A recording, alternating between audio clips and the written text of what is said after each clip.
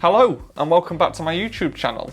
In this video we're going to be talking about what dynamics are and how to use them. I'm going to talk about what dynamics you might see in music and also what dynamics you should apply if you don't see them in the music at all. So firstly, what are dynamics? Well, dynamics are essentially just the volume at which you play. I am slightly reluctant to say the word volume because I think dynamics are more about sensitivity and they have a bit more of an emotional meaning than just the volume that you play. However, I will try and not get too meta about it and I will just refer to dynamics as how loud you play. So generally speaking, there are two main dynamics. The first one is forte, which means loud, and you will see this in music as F. The second is piano, and this is written in music as P, and this just means quiet. In between these two dynamics, there is mezzo forte and mezzo piano. Mezzo forte is medium loud and mezzo piano is medium quiet, and these are in between quiet and loud. You can also have FF, which is fortissimo, and this means really loud, and PP, which is pianissimo, and this means really quiet. After this, you can just keep adding P's, so you get PP, PP, P,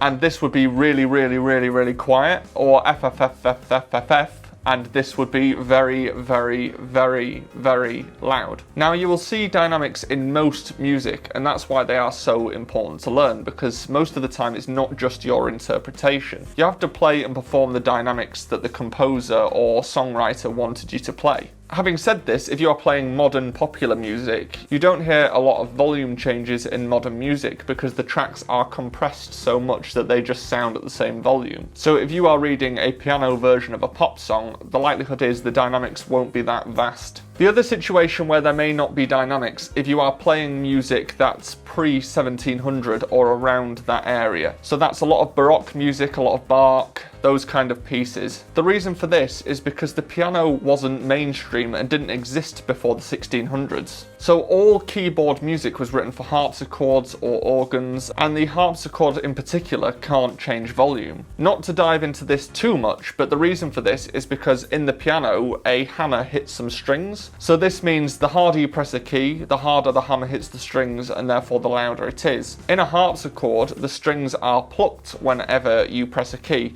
and this means that you can't change the volume because it doesn't pluck the string any harder depending on how you press it. As well as the general block dynamics, you can have other things in pieces of music in terms of dynamics that change the volume. So the first one of these is a crescendo, and you can see this in two ways. You can either see this as a hairpin crescendo or as just the word cresque. And what this means is that you've got to gradually get louder. So oftentimes you will see this from one dynamic to another dynamic. For example, you might see piano and then a crescendo and then mezzo forte. In the same way, you can see a diminuendo or a decrescendo that goes in the opposite direction. So you may see this as a hairpin that's the opposite way, or as the word dim, and this just means that you should get gradually quieter. Other dynamic symbols that you may see are SF, which means sforzando, and this means that that note should have a sudden attack on it within the dynamics that you are already in. For example, if you see fortissimo, FF, written, this means really loud. If you have a sforzando that's written straight after that, then this means it should be suddenly loud within the dynamic of really loud, which obviously is really quite loud. However, if you see P, which means piano, and that means quiet, and then that's followed by a sforzando, then this sforzando, yes, it will still be sudden and loud, but it will be less loud than a sforzando within the dynamic of fortissimo. There are lots of different symbols in sheet music that can change the volume of a piece of music, and I will do a future video on these symbols. But for the case of just general dynamics, these are the main ones, and this should get you along the way of understanding how dynamics work. So let's talk about when you should use dynamics. So obviously, if dynamics are already written into a piece, then you should play them when it tells you to. But if you are playing something on the piano that wasn't written for the piano in the 1600s or early 1700s, then you're going to have to interpret the dynamics yourself. So how do you do this? Well, there are a few kind of general rules that apply depending on the situation. So the first one is, if you are playing something that ascends in pitch, then generally you will follow that with the dynamic shaping. What I mean by this is that if you're playing something higher up, then you play it louder, and if you are playing something lower down, then you play it quieter. This isn't always the case, but this is a good place to start, and you will soon work out whether you think that sounds right or not. What you're really trying to do with dynamics is exaggerate the emotional intent of a piece of music. So if something goes really high up and it's just a single melody line, then the likelihood is that this doesn't want to be really loud. It should be really quiet and twinkly, probably. You should be able to assess this based on the situation. However, if you are playing something in the mid-range of the piano and it starts ascending,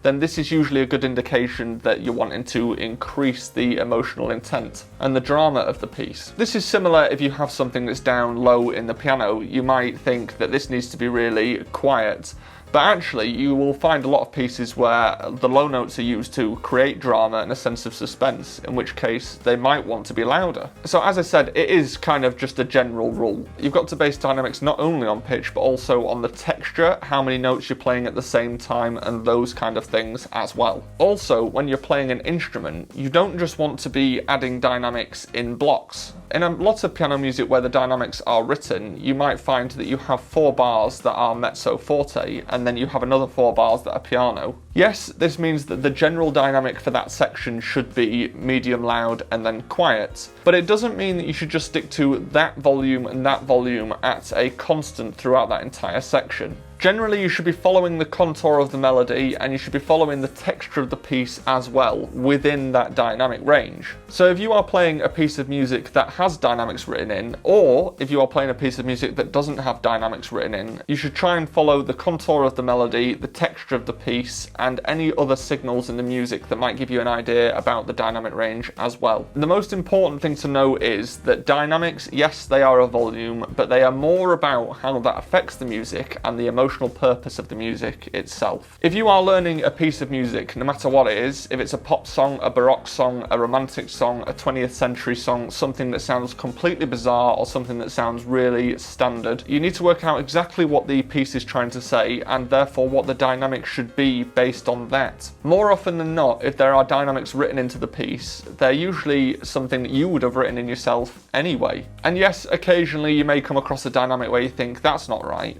but obviously it's been written in because the composer wanted it that way. And the more pieces you play, the more you'll realise that you'll probably have an innate ability to understand where things should be loud and where things should be quiet anyway. If you have anything to add about dynamics, or you don't understand anything about dynamics, then please leave a comment. If you want to book an online lesson with me, then you can do that, and link is in the description. And if you found this video useful, then hit me with a big like and subscribe, and I will see you next time.